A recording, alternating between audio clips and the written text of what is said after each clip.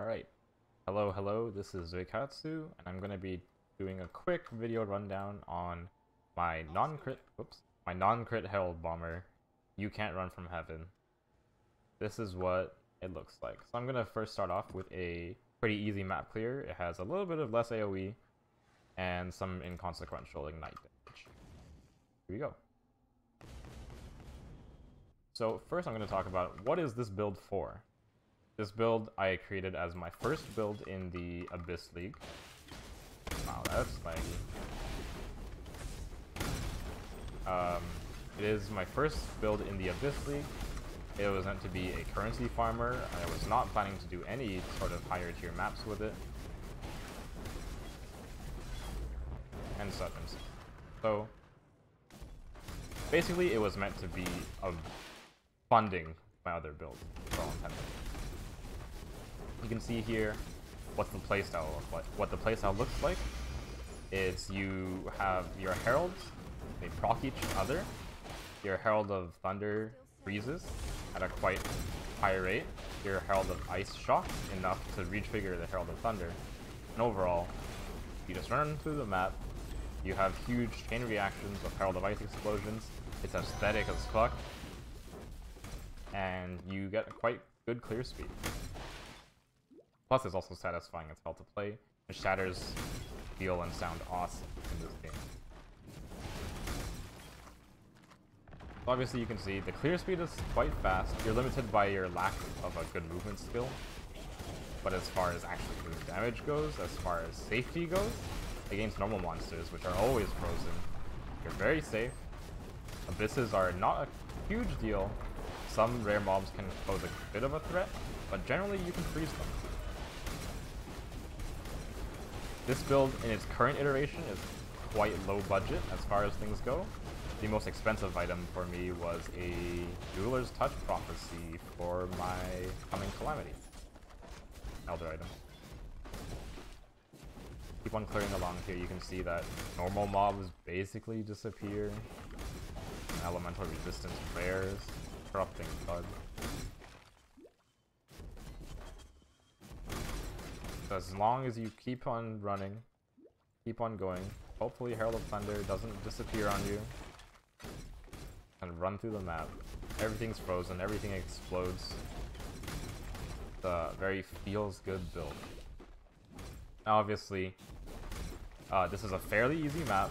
There's not any elemental resistance or significantly high tier or monster life. But that's okay, because that's not what I built this build. Obviously you can get a bit higher, you can do a bit harder maps with more currency, you can get away with doing some more dangerous map mods with more currency, but that's the same with everyone. This build was meant to be a currency farmer through and through, especially early on in the league, where you can make a lot of currency, picking up 6 sockets, picking up your maps and selling them, picking up good maps, good map layouts and selling them, and such and such. Now you're going to start seeing one of the weaknesses of the build, which is single target and leech, sustain, all that good stuff. You can see that my leech is coming from a life leech gem in my cremation links. Cremation is my like kind of DOT single target skill. That's what a low tier. This is a tier 5 spider lair. Had no significant map mods, and that's what it looks like. I'm gonna kind of just breeze through it. Here, I'm gonna do a randomly alped wharf map. It's a higher tier. Dangerous map mods are monster life, increased AoE, and monsters cannot be stunned. It's a pretty rough mod. In any case, this is a higher tier up, a little bit harder. Randomly alped. Can't really be bothered to use a chaos on a wharf map. Apparently it's a shape. There you go. So we'll get my heralds proccing here. You can see the monster life is really starting to show. My Herald of Thunder is no longer one-shotting normal monsters all the time. It's still pretty consistent in an early on mission. And you still get the big chain reactions of Herald of Ice, which always feels good no matter what build you're using. But there's this build suffers a lot of weaknesses. For example, map mods, it is very susceptible to bad map mods. Its single target is really bad. And it's generally not meant to be a content clearer, as it were. It's more of a map farmer.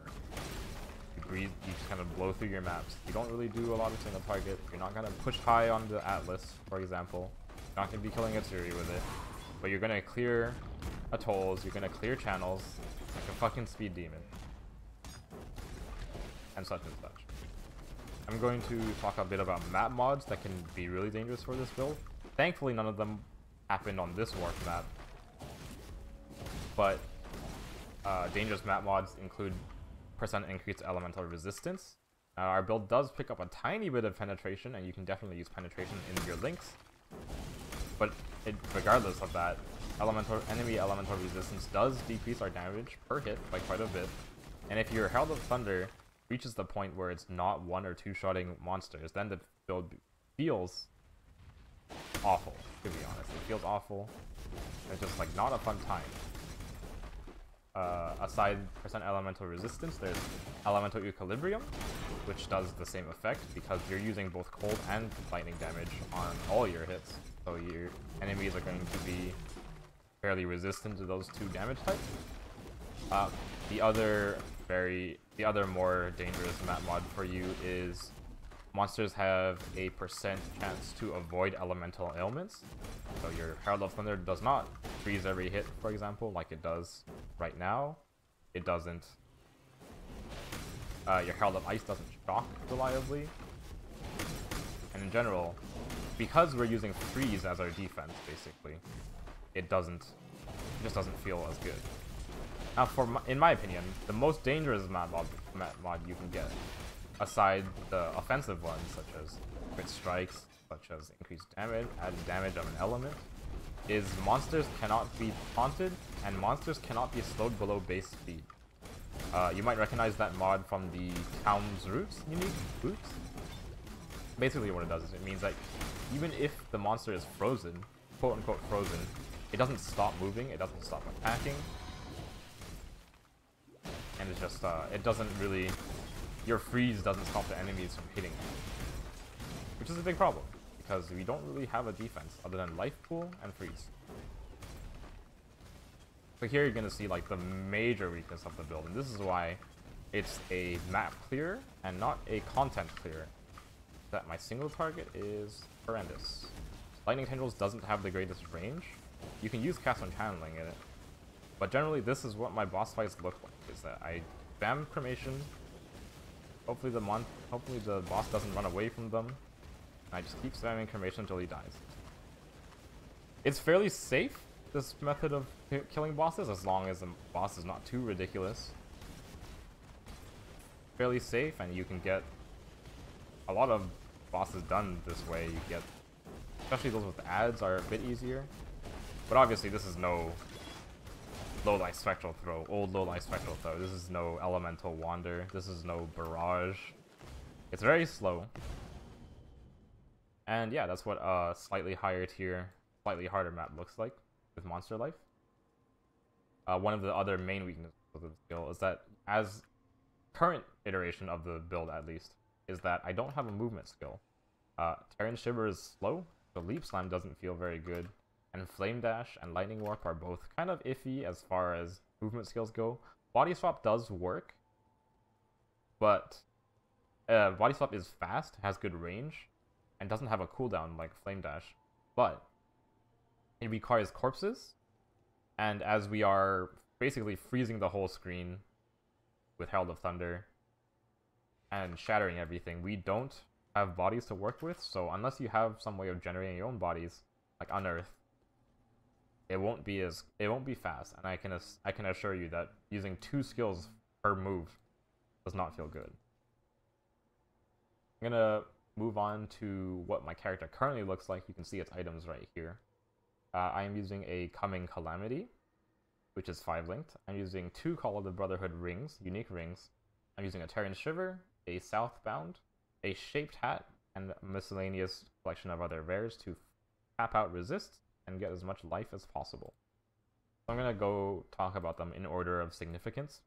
Obviously, the Coming Calamity chest piece adds levels to your socketed heralds, which gives them more damage.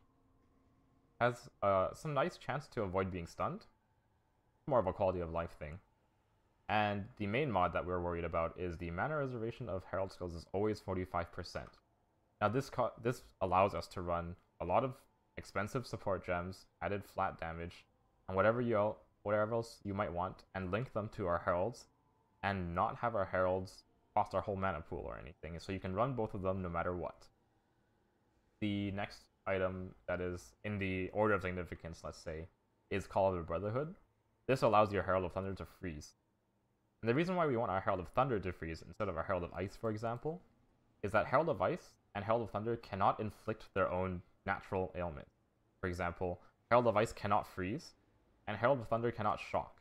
So to get around that, we flip them. We have our Herald of Thunder shock, and we have our Herald of Ice freeze. We have our Herald of Thunder freeze, and our Herald of Ice shock. And Call of the Brotherhood allows us to do that. Our lightning damage is converted into cold damage, which gives Herald of Thunder a good amount of freeze. And once they are frozen, which they always are around you, thanks to our very high chance to freeze, Herald of Ice shocks them, and they explode. And that shock re-triggers Herald of Thunder. When enemies are frozen and they die due to Herald of Thunder, they explode due to Herald of Ice. So as you can see, we kind of have a chain reaction going, where Herald of Ice is always triggering Herald of Thunder, and Herald of Thunder is always triggering Herald of Ice. Next in line is Terran's Shiver. This is not mandatory in the build, but it is a good budget option. It gives us some spell damage, which unfortunately doesn't work for our heralds, as they are not tagged as spells. Like, for example, Lightning Tendrils. But it does have cold damage, it has chance to freeze, and the last mod, enemies frozen by you take 20% increased damage, which acts as a 20% more damage multiplier, since it is applied to monsters and not yourself. Going on from that, rest of the unique items I have equipped are another Call of the Brotherhood and Southbounds. Now these gloves are just generally pretty good. They give some percent increased Herald of Ice damage, 50%. It's like the same thing as a 50% elemental damage. It's about the it's a bit of extra damage that just helps all around. It gives a ton of life because our life total on the tree is somewhat low. It gives a very high cold resistance roll, and it has your hits cannot only kill frozen enemies. Now normally that's quite a bad downside, but as we are an elementalist, we do proc ignites on any mob that takes like more than 8 seconds to kill. Where is it? Right. Due to Conflux, we do proc ignites, and the ignites will take care of anything that we cannot freeze. Because ignites and like the ticking fire damage from ignite does not count as a hit. Moving on to the rest of the rares is just life, strength, resistances, anything across the rest of your gear to fill out your life and resistances. My hat is a shaped hat. Ideally there's a link there, but I'm lazy and I can't be bothered to put any more time and money into this build, so this is what my hat looks like. It's useful. It's not the best. I'm gonna move on to our jewels. Now, I have only 2 jewel sockets picked up right here. There's none that are really in easy reach. 3 points away for most of them. Yep, 3 points away for most of them. But these 2 socket ones are good because they give us some... your rare jewels want to look something like that, if offensive. Ideally with 2 or 3 offensive mods, including Chance to Freeze. Now, Chance to Freeze is actually a really important mod for us because it comes with a freeze duration mod, which keeps us safe for longer, and you want to get your Herald of Thunder freezing as reliably as possible. Good rolls on jewels include elemental damage, and lightning damage, and cold damage. Excuse me. This is another jewel that looks pretty good for us. There's freeze and life. Obviously, life is always a good mod to get on jewels. Abyssal jewels don't actually help us that much on this build. They can give flat life, but added damage to spells doesn't work with Herald of Thunder and Herald of Ice. Like I said before, they're not spells. And then I'm going to talk about skill links. Moving on to the skills. Obviously, your main skill is Herald of Thunder. Here it is. It is linked in my chest piece to Ice Bite, Hypothermia, Innervate, and Added Lightning. These are all just a bunch of flat damage mods along with one more damage mod. Because you want your Herald of Thunder to just do enough damage in a single hit. Whoa. To where it one-shots most normal and magic mobs. Obviously, you can see the average damage in the hideout right here is not very high. I mean, that's because I don't have my Frenzy charges from Ice Bite, and I don't have the Innervation buff from Innervate. But once that's up, I can assure you, it does enough damage to kill off normal and magic monsters in one hit, 1 or 2 hits. Obviously, does a big damage roll for lightning damage. Herald of Ice is linked currently in my Terran's Shiver, which gives it +2 levels. It is linked to Innervate, Added Lightning, and Increased AoE. This Increased AoE mod can be switched out for an Added Cold gem if you are lacking damage. But as you can see back then, Herald of Ice doesn't need to do a lot of damage compared to Herald of Thunder, because it's just there to finish off mobs and to create those big chain reactions. So you'll have multiple Herald of Ices hitting a mob at a single moment, versus only one Herald of Thunder hitting a mob at any given moment. The other links that I have across my gear are a Flame Golem. This gives us a bunch of damage, and it's just damage, percent increased damage, nothing special. I have Lightning Tendrils, which I use to proc my initial Heralds, and also to finish off strong magic packs, finish off rares, and against uniques that aren't too crazy. It's linked with whatever you can get. I do have an increased crit strikes link, despite not having any crit strike multiplier. That's to proc Elemental Overload more frequently. My last important link here is Cremation. This is my single target setup. It is linked to Greater Multiple Projectiles, Life Leech, and Faster Casting. Now these don't add a lot of damage each. Greater Multiple Projectiles, they work similarly to Barrage, where having more projectiles is actually more damage despite the less projectile damage roll. But the main thing about Cremation, it acts kind of like a totem link, where you plop it on the ground and you just run away and hide while it slowly kills the boss. Flame Golem, Lightning Golem, Desecrate, and Added Cold. Added Cold in here just for leveling purposes.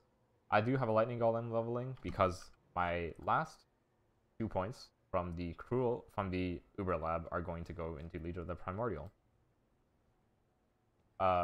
Now I'm going to move it over to Path of Building, where I'm going to talk about some more like item choices. I'm going to talk about the passive tree, and yeah, let's get over there. So this is the character. I have copied and pasted the passive tree. You can see I have a total of 163% life. That's why those life jewels are so handy. 163 is quite low. And Southbound, 14% on my current roll of Southbounds is quite a good life increase. Now across the skill tree, this is kind of just an outline, obviously. You don't need to copy it 1 for 1 if you're doing this build. But I've picked up all the AoE that's easily accessible. A bit of spell damage, because Lightning Tendrils does need to do damage, as does Cremation. But majority of your skills go into elemental damage and life. Elemental damage, because, again, your heralds do not count as spells. Elemental damage works on them, and cold and lightning and the other specific elemental damage rolls work on them, but not spell damage. So here we have elemental damage from the Templar, we have elemental damage from the Shadow here, and then aside that, the most important stat we're getting a lot of on the tree is chance to freeze. So there's 5% here, chance to freeze. There's 5% here, chance to freeze. Breath of Rime gives us quite a bit of chance to freeze. And Fingers of Frost gives us quite a bit of chance to freeze. So all of that freeze chance together makes your Herald of Thunder freeze reliably, which allows you to clear packs more reliably. And then aside those, you just kind of pick up all the life that's available. Nothing special there. The only keystone that we use is Elemental Overload, which gives us a big elemental damage buff if I've dealt a crit recently, at the expense of having no critical strike multiplier. Moving on to the Ascendancy tree, we are an Elementalist. The main draw of Elementalist is Beacon of Ruin, which allows our freezes to proliferate to the mobs around them, which keeps us safe, number one, and allows Herald of Ice to cause chain reactions, as it were, similarly to how Profane Bloom would cause chain reactions from enemies dying to chaos damage if they are cursed. Beacon of Ruin has a very similar role where as long as the enemies are frozen and they die, they proc a Herald of Ice explosion, which kills more mobs, which procs more Herald of Ice explosion. So your first two labs, normal and then cruel, go into Beacon of Ruin. Conflux is a bit of quality of life for us. It allows us to skip chance to shock on the tree, because it gives us enough shock chance, along with our Call of the Brotherhoods, where we don't need to worry about keeping our Herald of Thunder buff active. Our Merciless Lab, in Merciless Lab you will pick up Pendulum of Destruction, gives us some increased AoE and elemental damage for 4 seconds every 10. That's a no-brainer. It gives us a little bit of a buff every so often. It's not super reliable. It's only got 40% uptime, but it's there, and you'll feel it. And our final Cruel Lab, our final Uber Lab goes into Legion of the Primordial, which gives us % increased damage of each damage type, for which you have a matching Golem. We don't have we do use a Flame Golem, because its damage buff gets buffed even more by Legion of the Primordial, and we use a Lightning Golem, which gives us some more significantly increased attack and cast speed, along with 40% increased lightning damage. And that's that for the tree. I'm going to talk a little bit more now about possible upgrades to my current character. I already have it set up here. Take a look. So right now, a +3 Cold Staff that is 6 linked. So obviously more links is more damage. That's pretty much a given. If you have 6 links in your gear, you want to use Herald of Thunder in its own link and Herald of Ice in its own link. This gives the maximum damage output out of each of your heralds. The Herald of Thunder is supported by these support gems. You'll be able to see optimal support gems in my forum post. And Herald of Ice is supported by these. Herald of Ice, you can drop a damage support for increased area of effect. This is worth it because it just increases the chain reaction radius that it has. This is always a good choice versus, for example, something that would give it more damage, like added cold, like Empower. So this is set up if you have a 6-linked Terran Shiver or a 6-linked +3 Cold Staff. You can see Terran Shiver has a slightly less damage for Herald of Ice, but slightly more for Herald of Thunder, if the enemies are frozen, that is. The other kind of endgame setup that I would say is very good for this build is 2 Doriani's Catalyst.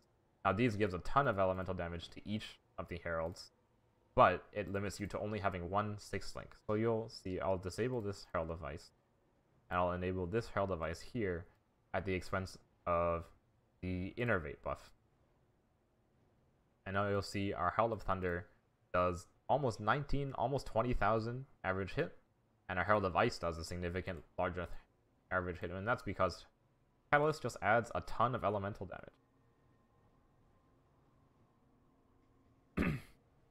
That's about that. So the Call of the Brotherhoods, they convert lightning damage into cold, which allows our Herald of Thunder to freeze. And the freezes proliferate. When enemies die while they're frozen, the Herald of Ice explodes. The Herald of Ice can kill other nearby frozen mobs. They explode too, and that's what causes those big chain reacting explosions. So I just want to finish off the build saying again, this is not a content clear. This is a map clear. It can clear most lower tier maps easily. It's quite safe in abysses because you can proliferate freezes to the rares around you. And the weaknesses of the build include some dangerous map mods. It's very inflexible. You can't do reflect. It has very low single target. And it doesn't really have a movement skill. So you'll be limited by slow movement throughout your maps. I'm just going to close this guide off with a bit of a plug. If you're at all interested in looking at the build some more, you can read the forum post. I'll be linking the forum post to the video, and I'll be linking the video to the forum post, so you'll have easy access between the two. I'm going to be doing more build guides and videos in the future, including for my upcoming and for my 2 other completed quote unquote builds, my Poet's Pen Wander, it is a Necromancer Wander, and my crit Namahu's Assassin. I'm also starting to stream on Twitch, obviously, as you can tell. I'm just started, but hopefully we can I can start growing from here. I'm gonna be doing lots of build guides, lots of video guides. This is one of my first one, obviously, so it's a bit rough around the edges. So yeah, if you want to see more of this build, more of like upcoming builds, such as the Poet's Pen Wander and the Crit Namahu's character, you can drop me a follow on my Twitch channel, which is twitch.tv/Zuikatsu, Zuikatsu. If you have any suggestions or comments for future video guides, for future builds, if you want to throw ideas at me, go ahead and do so. You can do it in the forum post, you can do it in the YouTube comments, you can even do it on my Twitch channel. I am watching it even when I'm offline. And yeah, so this was my You Can't Run From Heaven non-crit Herald Bomber. Thanks for watching. I hope to see you around.